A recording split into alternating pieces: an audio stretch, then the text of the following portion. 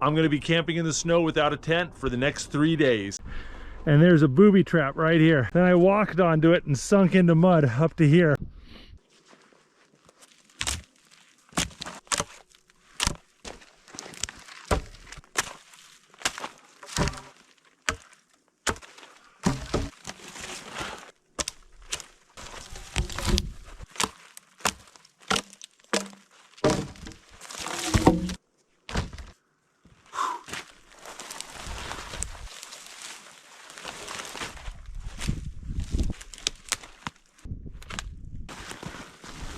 Gotta get a fire going and dry my pants off. Now I've gotta go and dry out my boots, dry out my pants, dry out my socks. Pretty proud of that. My little griddle worked really well. All right. This is a really nice shelter.